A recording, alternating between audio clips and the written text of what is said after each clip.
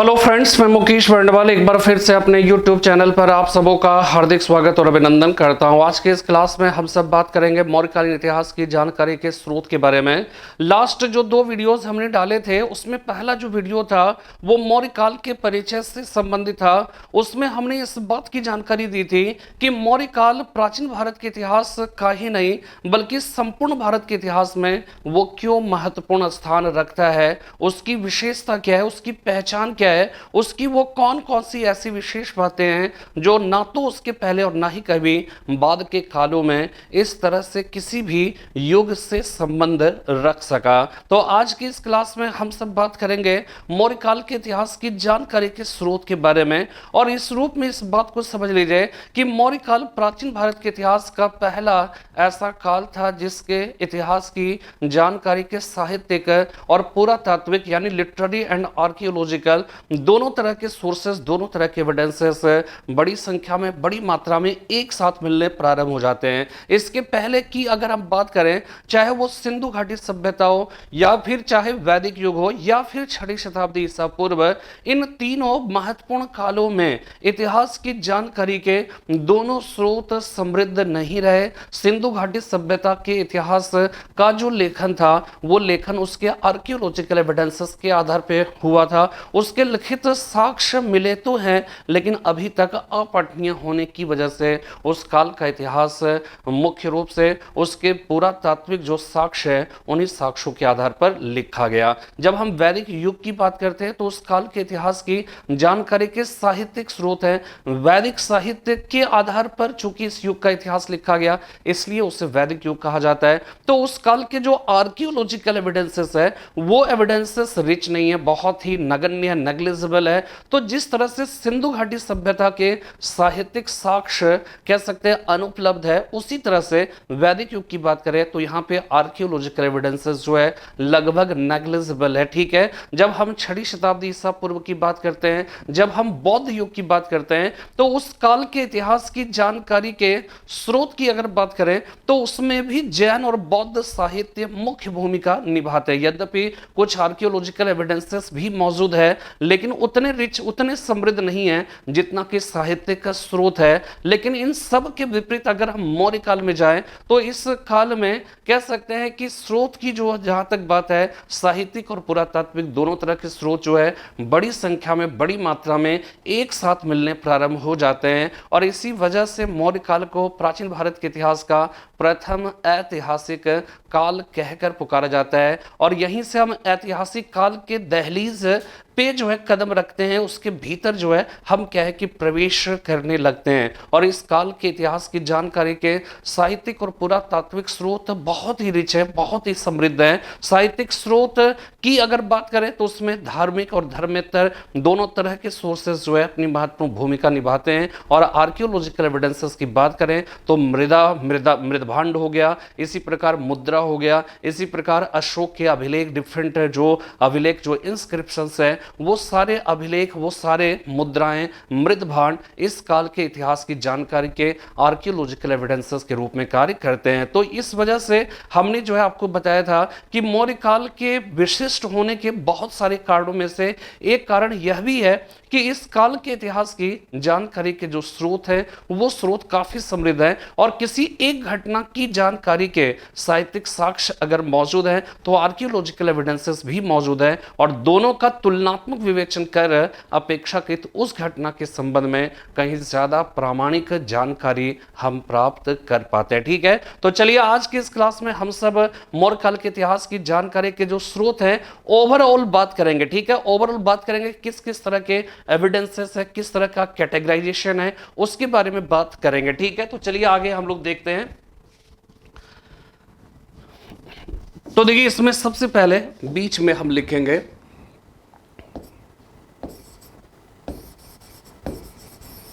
मौर्यन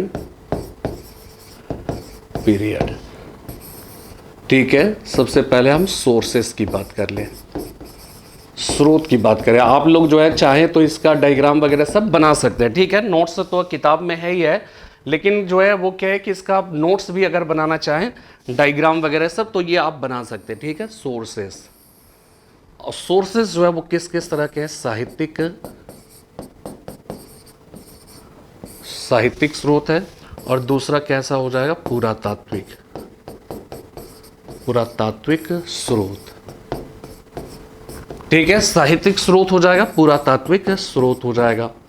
साहित्यिक जो स्रोत है वो स्रोत लिटरेरी एविडेंसेस कहलाएगा, और ये हो जाएगा आर्कियोलॉजिकल एविडेंसेस। ठीक है, साहित्यिक स्रोत हो जाएगा और पुरातात्विक स्रोत हो जाएगा। अब इसका और कैटेगराइजेशन अगर हम करना चाहें तो साहित्यिक स्रोत को हम दो भागों में बांटकर देख सकते हैं। एक तो धार्मिक हो जाएगा और दूसरा हो जाएगा धर्मनिरपेक्ष या लौकिक, धर्मनिरपेक्ष। ठीक है, रिलीजियस एंड सेक्युलर नेचर के हो जाएंगे। और जब आर्कियोलॉजिकल एविडेंसेस की बात करेंगे, ठीक है, जब हम आर्कियोलॉजिकल एविडेंसेस की बात करेंगे तो हो जाएगा मृदभांड। ठीक है, इसके बाद अभिलेख, मृदभांड, अभिलेख, और तीसरा हो जाएगा मुद्रा, करेंसीज, मुद्रा। ठीक है, मुद्रा हो गया, इसको इंग्लिश में WARE, मृदभांड।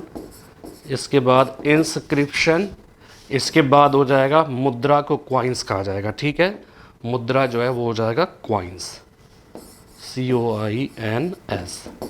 ठीक है, ये हो गया। इसका मोटे तौर पे जो है वो क्या हो जाएगा, डिवीजन हो जाएगा।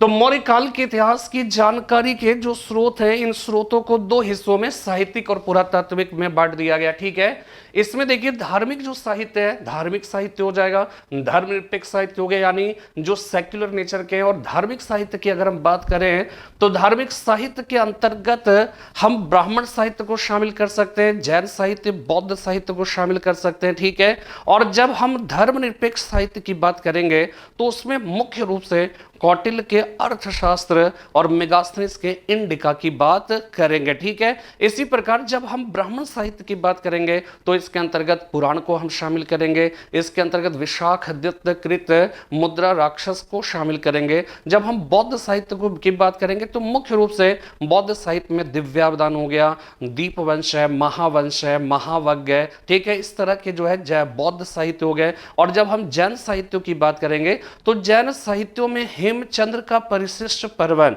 एक महत्वपूर्ण स्रोत की तरह जो है वो कह के कार्य करते हैं। ठीक है, यानी कि इसमें स्रोत तो बहुत सारे, बहुत सारी संख्या में साहित्य मौजूद है, लेकिन हम लोग को मुख्य मुख्य सोर्सेस की जो है बात करेंगे, जिससे अक्सर सवाल जो है पूछे जाते हैं। ठीक है, और जब हम आर्कियोलॉजिकल एविडेंसेस की बात करेंगे तो मृदभांड, इस काल में उत्तरी काली पॉलिशधार मृदभांड, हमने आपको लास्ट क्लास में बताया था कि भारत के इतिहास में जब दूसरी नगरीय क्रांति 6वीं शताब्दी ईसा पूर्व में या फिर बौद्ध युग में संपन्न हुआ था, तो उस काल से एक नए प्रकार के मिट्टी के बर्तन के प्रयोग का एक दौर, एक सिलसिला प्रारंभ हुआ था। और वो मिट्टी का बर्तन था उत्तरी काली पॉलिशधार मृदभांड। और उत्तरी काली पॉलिशधार मृदभांड का सर्वप्रथम प्रयोग, उसको हालांकि इंग्लिश में, फिर से इंग्लिश भी समझ लीजिए कि उसको northern black polished where, NBPW short में कहकर पुकारा जाता है। तो उत्तरी काली पॉलिशधार मृदभांड, इसका प्रयोग प्रारंभ हुआ था 5th सेंचुरी BC में, दूसरी नगरीय क्रांति में, जबकि कह सकते हैं जैन और बौद्ध जैसे धर्मों का उदय हुआ, यानी सोशियो रिलीजियस रिफॉर्म मूवमेंट हुए।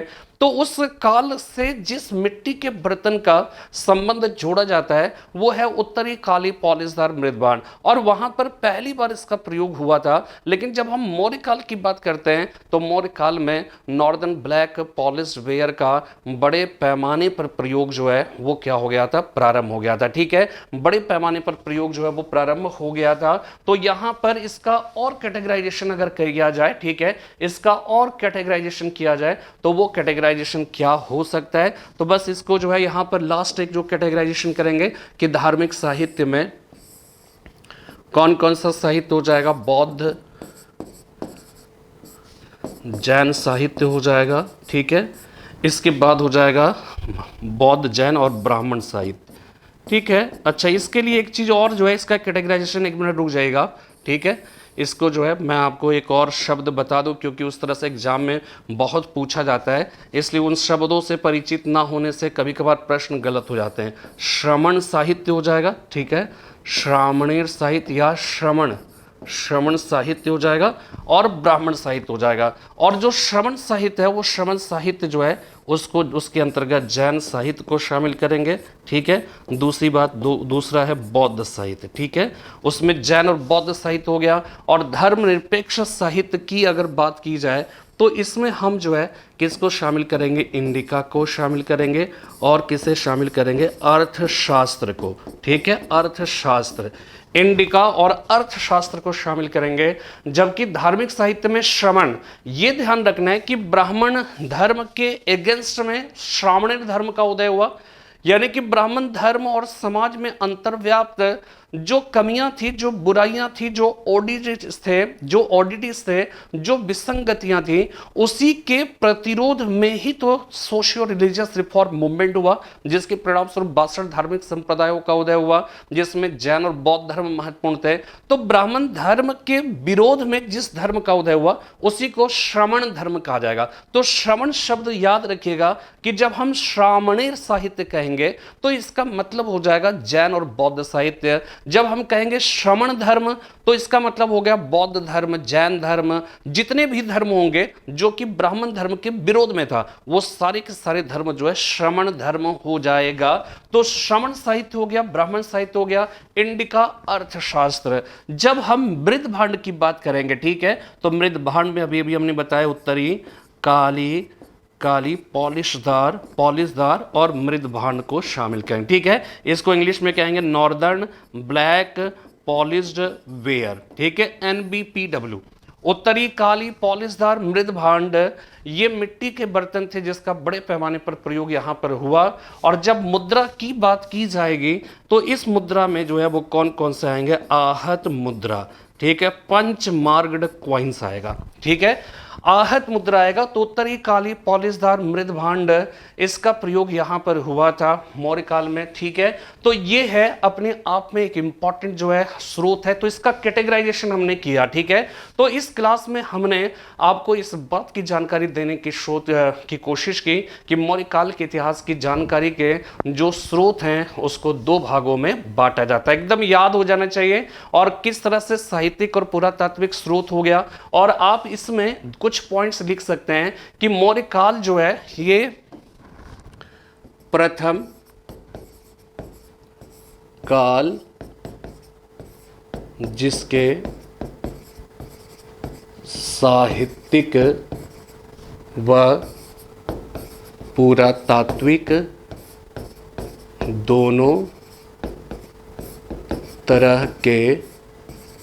दोनों तरह के साक्ष्य बड़ी संख्या में मिलते हैं,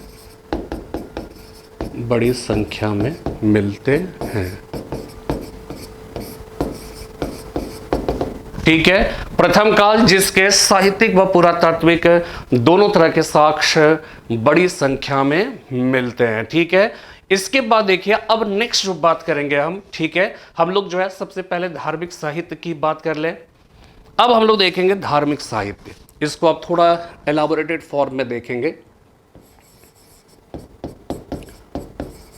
धार्मिक साहित्य, ठीक है, और धार्मिक साहित्य में हम लोग जो है किसको शामिल करेंगे, श्रमण साहित्य व ब्राह्मण साहित्य, ठीक है। श्रमण साहित्य, ब्राह्मण साहित्य हो गया। श्रमण साहित्य में हम लोग जैन साहित्य हो जाएगा और हो जाएगा बौद्ध साहित्य। जैन साहित्य में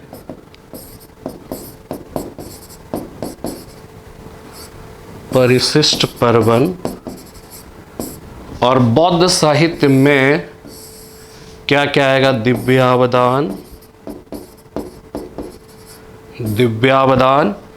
ठीक है, दिव्यावदान, इसके बाद दीपवंश, ठीक है, दिव्यावदान हो गया, दीपवंश हो गया, महावंश आदि।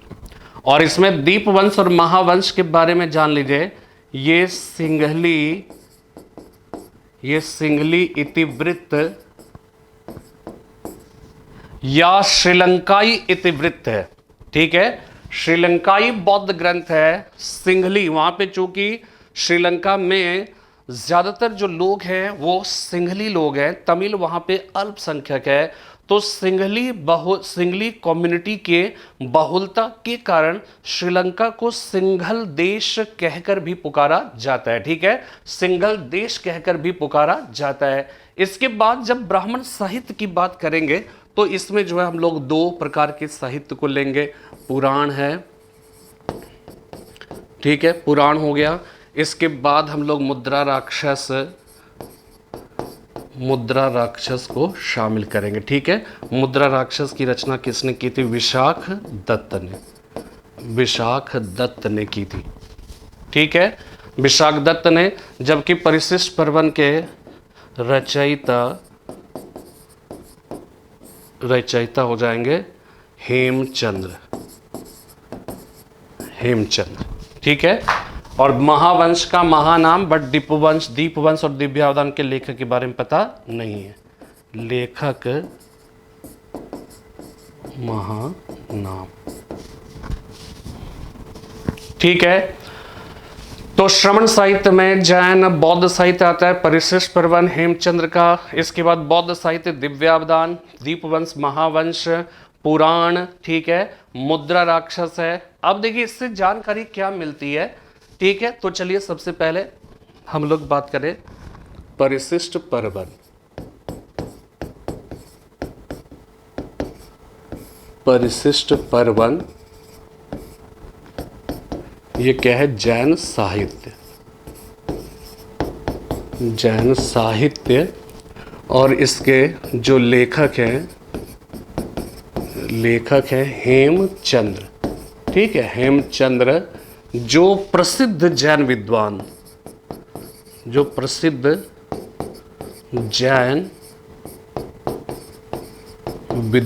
थे, ठीक है।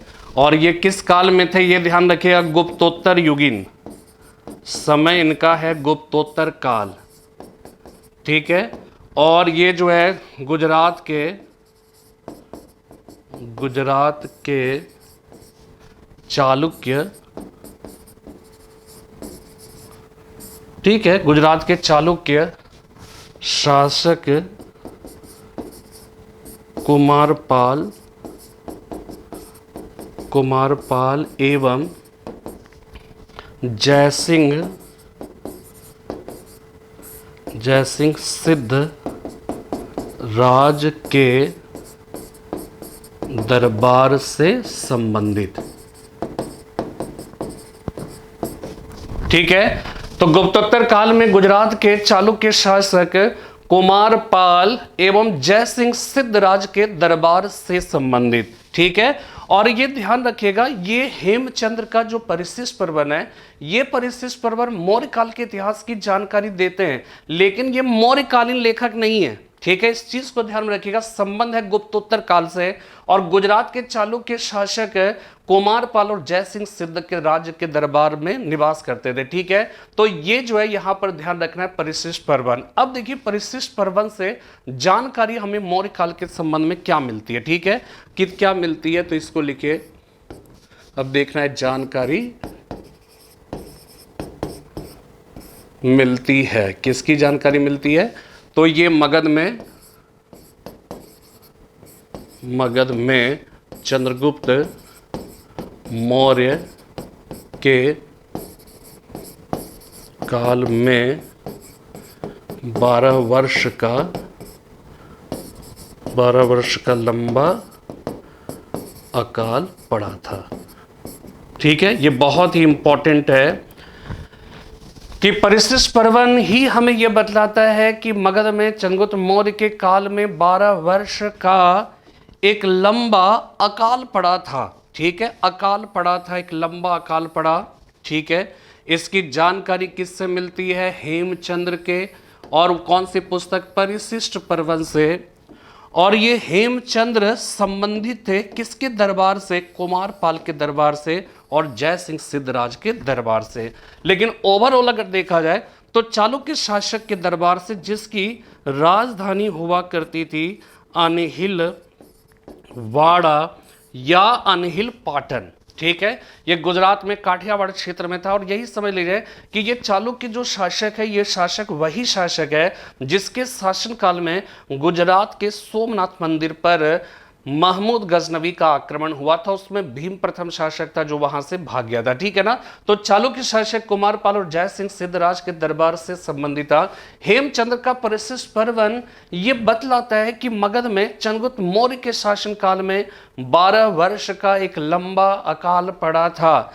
और अकाल की परिस्थितियों में आगे की बात है कि अकाल की परिस्थितियों में भद्रबाहु के नेतृत्व वाले जैन भिक्षुओं का एक दल मगध को छोड़कर दक्षिण भारत में कर्नाटक के श्रवण बेलगोला क्षेत्र में चले गए, जबकि स्थूलभद्र के नेतृत्व वाले जैन भिक्षुओं का दूसरा दल मगध में ही रुका रहा। ठीक है, अकाल जब समाप्त हो गया तो भद्रबाहु के नेतृत्व वाले जैन भिक्षु वापस जो है मगध लौटे। तो वहां पे उन्होंने ये देखा कि स्थूलभद्र के नेतृत्व वाले जो जैन भिक्षु जो मगध में ही रुक गए थे अकाल की परिस्थितियों में, उन लोगों ने महावीर के नग्न रहने के सिद्धांत के विपरीत श्वेत वस्त्र धारण करना प्रारंभ कर दिया। तो इसी बात को लेकर उन दोनों में विवाद हुआ। अंततः प्रथम जैन संगीति हुई थी जिसमें जैन धर्म का विभाजन श्वेतांबर और दिगंबर जैसे दो शाखाओं में हो गया। ठीक है, तो ये सारी बातें ये सब आपको पता है। ठीक है, जैन धर्म के कॉन्टेक्स्ट में बताया था। लेकिन यहाँ पे महत्वपूर्ण जो है वो क्या बात है, वो है अकाल।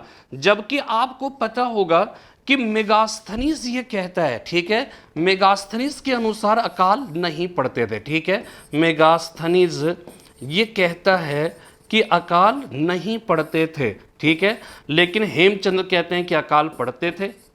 तो ये अपने आप में कंट्राडिक्टरी है। ठीक है ना, कि मेगास्थनीज जो चंद्रगुप्त मौर्य के दरबार में आया था ये कहता है कि अकाल नहीं पड़ते थे, लेकिन जब इसकी बात करते हैं, हेमचंद्र की बात करते हैं जो वास्तव में इस काल के नहीं है, वो कह रहे हैं कि 12 वर्ष का लंबा काल पड़ा। तो बड़ा कंफ्यूजन हुआ कि किसकी बात सत्य होगी। तो अंततः चंद्रगुप्त मौर्य से ही संबंधित एक अभिलेख जिसके बारे में अलग से बात करेंगे, ये ध्यान रखिएगा कि वो अभिलेख है सौगौरा तथा महास्थान अभिलेख। ठीक है, ये सौगौरा तथा महास्थान अभिलेख जब मिला तो इससे ये पता चला कि वास्तव में कि अकाल की परिस्थितियों में मौर्यकालीन प्रशासन ने अकाल पीड़ित जनता के लिए कौन कौन से कार्य किए। ठीक है, इसके संबंध में जानकारी मिली। तो जैसे ही अभिलेख मिला और उसकी जो जानकारी थी उसका मैच इससे हो गया, तो इसका मतलब है कि हेमचंद्र सही थे और मेगास्थनीज ने जो ये लिखा कि अकाल नहीं पड़ते थे, वास्तव में जो है इसका ये बात गलत है। वास्तव में वस्तुतः देखा जाए तो मेगास्थनीज की जो इंडिका है वो अपने मूल रूप में प्राप्त नहीं है। तो मूल रूप से ये क्या लिखा था, किस बात को और किस तरह से क्यों अकाल नहीं पड़ते थे ये बात लिखता है, ये वास्तव में समझ में नहीं आता इसके पीछे लॉजिक क्या देता है वो। ठीक है ना, संभवतः हो सकता है कि जो है कि ये इसने जो है इसके परवर्तीकालीन स्ट्रेबो एरियन और डायोडोरस ने चूंकि उदाहरण के रूप में इसका इस्तेमाल किया है, तो वो किस प्रसंग में किस तरह की बातें करता है ये तब तक जो है कह सकते हैं कि संभव नहीं है जब तक कि इसकी मूल प्रति प्राप्त नहीं हो जाती। लेकिन कुल मिलाकर यही माना जाता है, अक्सर ये सवाल आता है कि किस विदेशी यात्री के अनुसार भारत में कभी भी अकाल नहीं पड़ते थे, तो इसका सही जवाब है मेगास्थनीज। ठीक है, लेकिन किसके अनुसार मगध में 12 वर्ष का लंबा अकाल चंद्रगुप्त मौर्य के काल में पड़ा था, तो उसका सही जवाब है हेमचंद्र। चंद्रगुप्त मौर्य के काल में जो अकाल पड़ा, अकाल पीड़ित जनता के राहत के लिए कौन कौन से कार्य मौर्यकालीन प्रशासन ने किए, इस बात की जानकारी कौन से अभिलेख से मिलती है? सोहगौरा और महास्थान। सोहगौरा उत्तर प्रदेश के गोरखपुर जिले में स्थित है, महास्थान बांग्लादेश बोगरा जिले में स्थित है। ठीक है, तो ये एक इंपॉर्टेंट जो है वो क्या है कि बात हो जाएगी। ठीक है, अब यहां पे देखिए दिव्यावधान के अनुसार अब हम लोग देखेंगे दिव्यावधान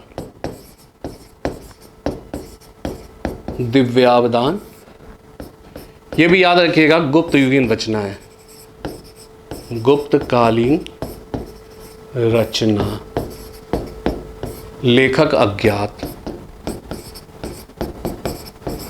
लेखक जो है अज्ञात है, ठीक है। और इससे जो जानकारी मिलती है, जो बेहतरीन जानकारी मिलती है वो है बिंदुसार के समय में, ठीक है।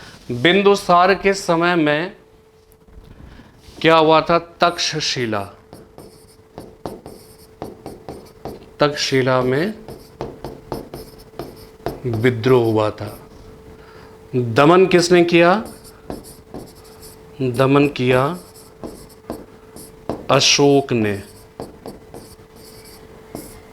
ने, ठीक है। हुआ था बिंदुसार के समय में। कहां हुआ? तक्षशिला में। किसने दमन किया? अशोक ने, ठीक है। अशोक ने दमन किया था। और ये ध्यान रखिएगा कि जब मतलब ये इंपॉर्टेंट क्यों है, तो आप जान लीजिए कि पूरे जो है मौर्य काल की अगर हम बात करें, खासकर प्रथम 3 शासकों के समय में, तो इन 3 शासकों के समय में मौर्य साम्राज्य बहुत विशाल था। दूसरी बात है कि उत्पादन के छोटे छोटे साधनों पर सरकार का नियंत्रण था, करों को इम्पोज्ड किया गया था, ठीक है। बावजूद इसके उसके खिलाफ किसी तरह का कोई विद्रोह की जानकारी प्राप्त नहीं होती है। एकमात्र जो विद्रोह है जिसकी जानकारी प्राप्त होती है वो है तक्षशिला का विद्रोह, ठीक है। और तक्षशिला के विद्रोह की जानकारी किससे मिलती है, ये इंपॉर्टेंट बात हो जाती है, और वो है बौद्ध साहित्य दिव्यावदान से। और दिव्यावदान ही ये लिखता है कि बिंदुसार के समय में तक्षशिला में विद्रोह हुआ था, जिसका दमन करने के लिए बिंदुसार ने सबसे पहले अपने बड़े पुत्र सुसीम या सुमन को भेजा था।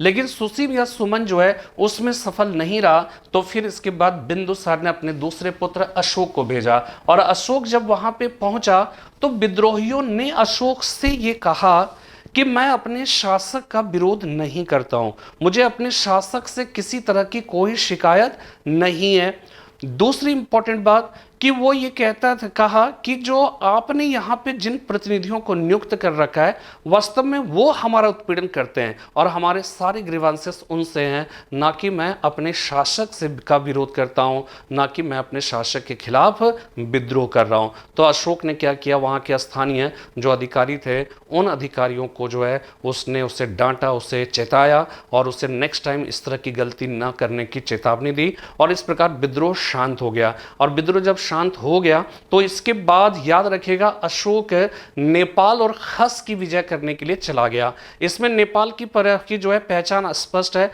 लेकिन खस की पहचान अभी तक स्थापित नहीं की जा सकी है। बहुत सारे विद्वान ये कहते हैं नेपाल ही खस है, खस ही नेपाल है, लेकिन नेपाल ही खस अगर है तो उसको नेपाल या खस लिखना चाहिए था, लेकिन वहां पे लिखा है नेपाल और खस की विजय करने के लिए चला गया। तो यहां पे खस की विजय अभी स्पष्ट नहीं है। तो लेकिन यहां पर देखिए अब सवाल क्या आता है, सवाल ये आता है कि अशोक ने किसकी विजय की थी, अपने शासनकाल में किसकी विजय की थी। ऑप्शन में नेपाल, खस, कलिंग दिया रहेगा, तो हम लोग क्या है समझते हैं कि नेपाल भी जीता, खस भी जीता, उसके बाद कलिंग भी जीता है, तो तीनों सही होगा, ठीक है। और हम लोग मार देते हैं तीनों सही। लेकिन ये ध्यान रखिएगा सवाल जो पूछा जा रहा है वो पूछा जा रहा है कि अशोक ने अपने शासनकाल में यहां पर नेपाल और खस की विजय किसके समय में करता है, बिंदुसार के समय में करता है। लेकिन सवाल आ रहा है कि अशोक ने अपने शासनकाल में कौन से क्षेत्र, तो एकमात्र युद्ध आप तो हम लोग यही जानते हैं कि अशोक ने अपने शासनकाल में एक ही युद्ध किया, वो कलिंग का युद्ध किया। तो कलिंग का युद्ध किया और कलिंग के युद्ध जो है उसके शासनकाल में हुआ। लेकिन जब सवाल ये पूछा जाए कि अशोक ने जीवन काल में, ठीक है, ये ध्यान आप रखिएगा बहुत ही इंपॉर्टेंट है कि अशोक ने जो है अगर जीवन काल की बात आएगी तो वो नेपाल और खस की विजय किया था, ठीक है। तो यहां पर लिख लीजिएगा नेपाल, खस और कलिंग तीनों। लेकिन इसके बाद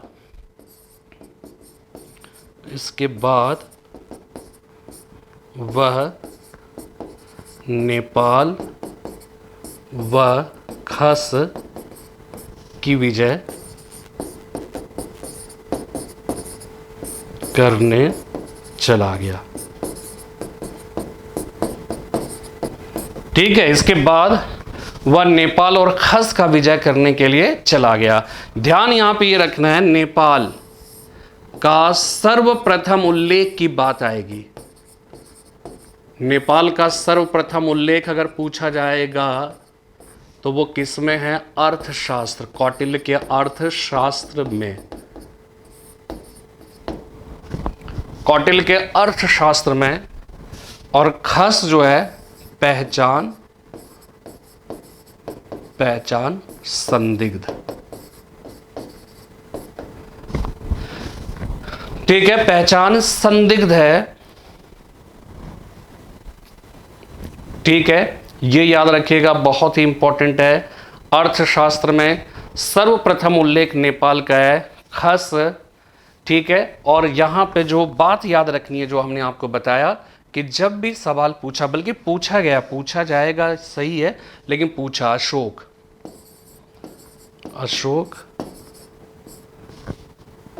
ठीक है,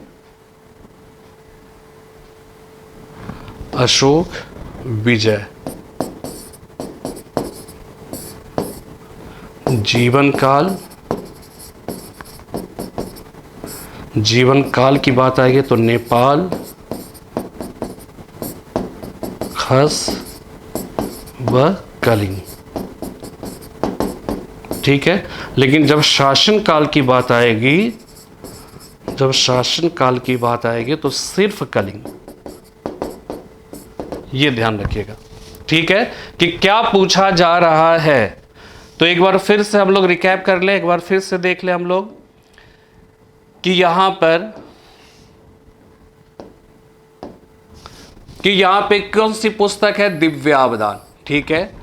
और ये गुप्तकालीन रचना है, किसके समय में विद्रोह की जानकारी दे रहा है? बिंदुसार के शासनकाल में विद्रोह हुआ।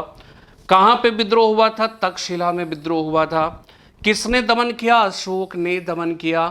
तो तक्षशिला के विद्रोह का दमन करने के बाद अशोक किसकी विजय करने की चला गया? नेपाल व खस की विजय करने के लिए चला गया, जिसमें खस की पहचान संदिग्ध है। और नेपाल का सर्वप्रथम उल्लेख है, ठीक है, इसका सर्वप्रथम उल्लेख जो है वो किस में मिलता है? अर्थशास्त्र में मिलता है। अब यहां पर यह देखना है, ठीक है ना, यहां पर यह देखना है कि अशोक जब वहां पे गया तो विद्रोहियों ने क्या कहा? तो विद्रोहियों ने यह कहा कि मैं अपने शासक का विरोध नहीं करता। अब ये शब्द का क्या मतलब है? ये शब्द का मतलब ये है कि शासक को सब पसंद करता था। पूरा इतना बड़ा साम्राज्य था, सोचिए कहां पाटलिपुत्र, कहां तक्षशिला है, एकदम जो है वो काफी दूर स्थित है, लेकिन बावजूद इसके वहां पर भी मौर्यकालीन शासकों का इतना असर था कि मौर्यकालीन शासकों से उससे कोई शिकायत नहीं थी। शिकायत किससे थी? ये सब बात सिर्फ इतनी है कि इससे ये अंदाज मिलता है, ये समझ आती है कि मौर्यकालीन शासक कितना बड़ा मतलब जो है साम्राज्य था, बावजूद इसके कितना बेहतर शासन दिया। जबकि आप समझ जाइए कि राजकोष के स्रोत, धन के स्रोत के तौर पर भू राजस्व या डिफरेंट काइंड ऑफ टैक्सेस का महत्व कितना है, इस बात को समझने वाला पहला काल हिंदुस्तान में मौर्य काल था। और उत्पादन के छोटे छोटे साधनों पर टैक्सेशन हुआ था, टैक्स इंपोज्ड किया गया था। लेकिन मौर्यकालीन शासकों ने क्या किया कि उसने जो टैक्स लिया, बावजूद इसके जनता किसी तरह का कोई नाराजगी नहीं थी उनके मन में, ठीक है। तो ये अपने आप में क्या दिखाता है? ये दिखाता है एक कुशल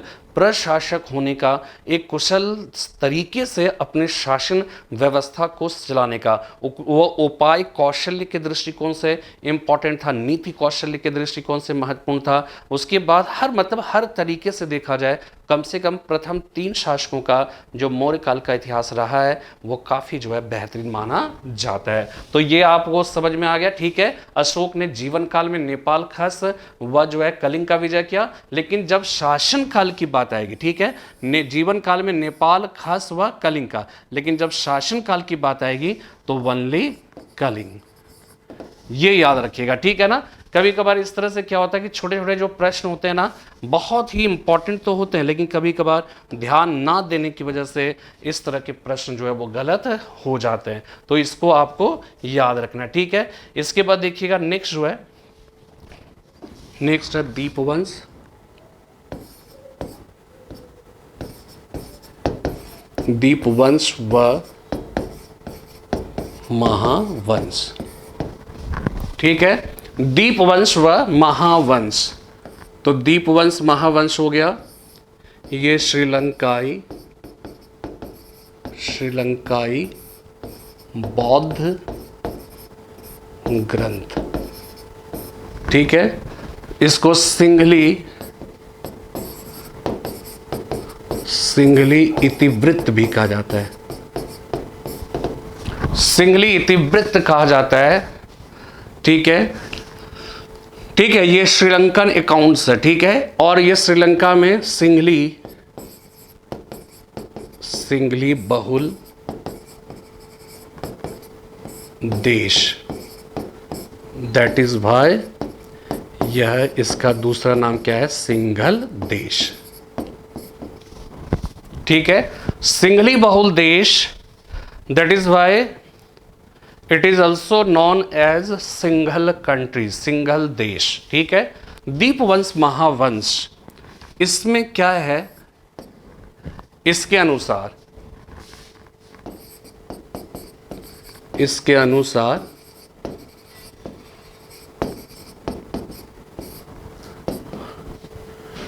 बौद्ध मतावलंबी, यानी बौद्ध धर्म के उपासक, बौद्ध मतावलंबी बनने के पूर्व अशोक एक क्रूर शासक था, क्रूर शासक। ठीक है, बौद्ध मतावलंबी बनने के पूर्व अशोक एक क्रूर शासक था। ठीक है, क्रूवेल शासक था, और इसने क्या किया था, 99 भाइयों की हत्या की थी।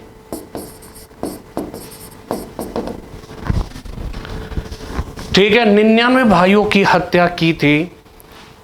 ये बात जो है दीपवंश और महावंश में लिखा गया है। ठीक है, दीपवंश और महावंश में लिखा गया है, श्रीलंकाई बौद्ध ग्रंथ है, सिंघली बहुल देश, सिंघल देश है, 99 भाइयों की हत्या की।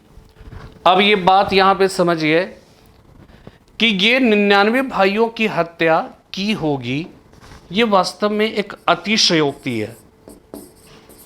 अतिशयोक्ति का मतलब है जिसको बढ़ा चढ़ाकर कहा जाना, इंग्लिश में इसको कहेंगे एग्जैजरेशन, एग्जैजरेशन।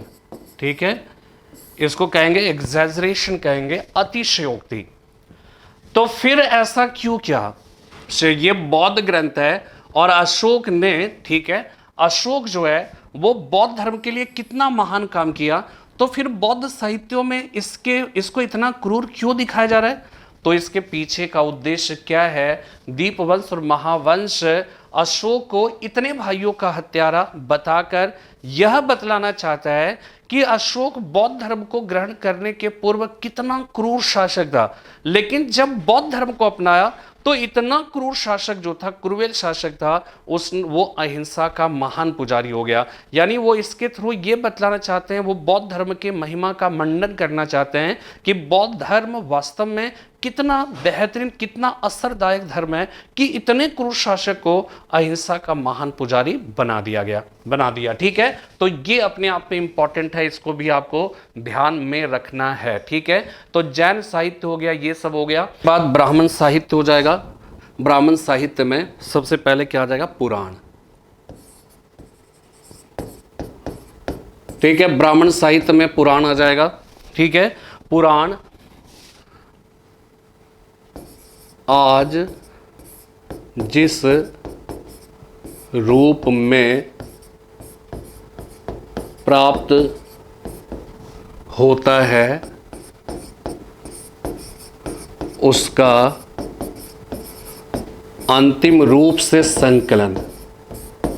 ठीक है, उसका अंतिम रूप से संकलन कौन से काल में हुआ था? गुप्त काल में, गुप्त काल में। ठीक है, ये याद रखिएगा। इसके बाद देखिए, पुराण बहुत ही महत्वपूर्ण स्रोत है, विशेषकर विष्णु पुराण। मौर्य काल की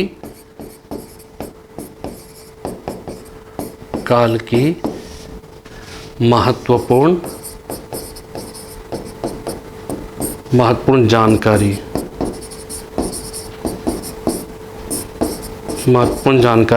देता है। ठीक है, ये हो जाएगा। और पुराण जो है वो क्या है कि इसके संबंध में अगर बात करें तो इससे दो महत्वपूर्ण जानकारी मिलती है। ठीक है, दो महत्वपूर्ण जानकारी मौर्य शासकों, ठीक है, मौर्य शासकों के ऐतिहासिक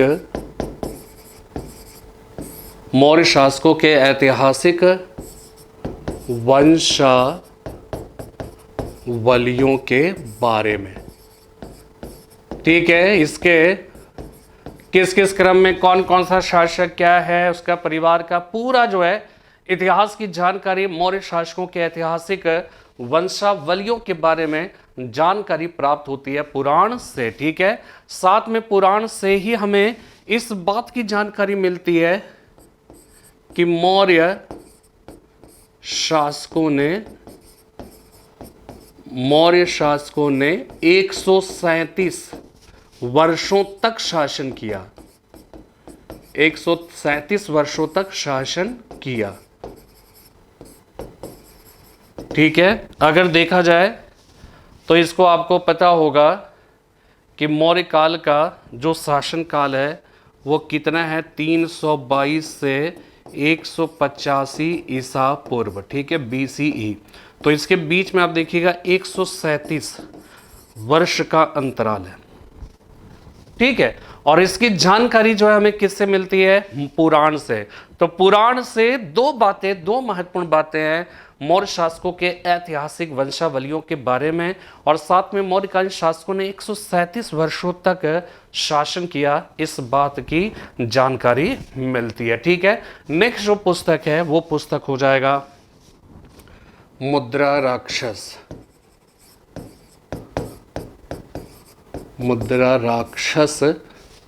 और जिनकी पुस्तक का नाम है विशाख दत्त। ठीक है, जिसकी पुस्तक का नाम है विशाख दत्त की पुस्तक है मुद्रा राक्षस। विशाख दत्त की अन्य पुस्तक आप समझ लीजिए, अन्य पुस्तक है देवी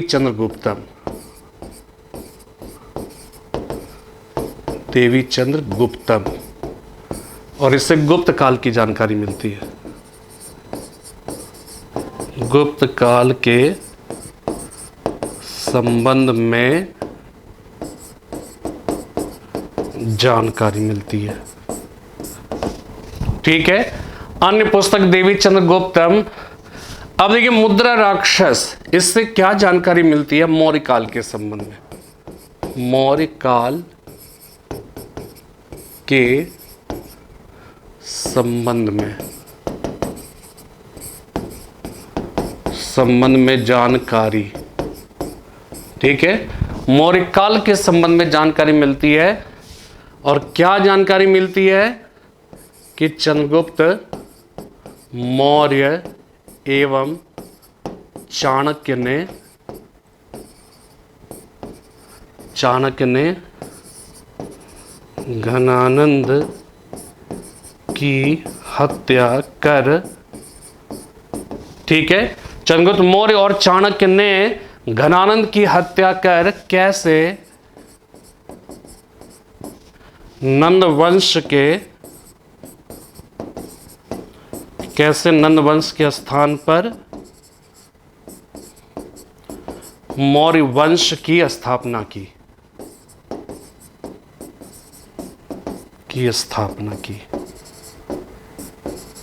ठीक है, तो और ये ध्यान रखिएगा कि चूंकि इसकी जानकारी मिलती है वो कौन कौन सा षड्यंत्र क्या क्या रचा, इसीलिए ये ध्यान रखिएगा कि मुद्रा राक्षस को संस्कृत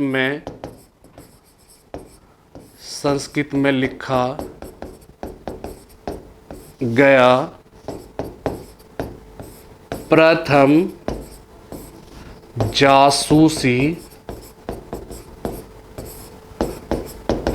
जासूसी ग्रंथ। ठीक है, संस्कृत में लिखा गया प्रथम जासूसी ग्रंथ है मुद्रा राक्षस, विशाख दत्त ने लिखा है। ठीक है, विशाख दत्त ने लिखा। अन्य पुस्तक देवीचंद्र गुप्तम है। तो ये आपको याद रखना है। ठीक है, तो मुद्रा राक्षस हो गया, संस्कृत भाषा में लिखा गया प्रथम जासूसी ग्रंथ हो जाएगा। अन्य पुस्तक है देवीचंद्र गुप्तम, लेकिन इससे गुप्त काल के इतिहास की जानकारी मिलती है। चंद्रगुप्त मौर्य ने और चाणक्य ने कैसे घनानंद की हत्या कर नंद वंश के स्थान पर मौर्य वंश की स्थापना करता है। ये बहुत ही महत्वपूर्ण है। ठीक है, अब देखिए नेक्स्ट क्लास से हम लोग बात करेंगे कौटिल्य के अर्थशास्त्र के बारे में, मेगास्थनीज के इंडिका के बारे में। ठीक है, इसके बाद आर्कियोलॉजिकल एविडेंसेस की अगर हम बात करेंगे तो उस आर्कियोलॉजिकल एविडेंसेस में हम लोग मतलब छोटे छोटे वीडियोस बनाकर ये सारी बातें बताएंगे। उसमें अशोक के अभिलेख का एक अलग वीडियोस बनेंगे, बल्कि एक वीडियो में वो होगा भी नहीं। ठीक है ना। और उसके बाद चंद्रगुप्त मौर्य का जो अभिलेख है, रुद्रदामन का जूनागढ़ अभिलेख है, उसके बारे में हम लोग क्रमशः बात करते चले जाएंगे। ठीक है, तो उम्मीद करता हूं कि ये बात आपको पसंद आई होगी। हम लोग नेक्स्ट वीडियो में फिर से एक नए उपाय टॉपिक के साथ उपस्थित होंगे। तब तक के लिए जय हिंद, जय भारत।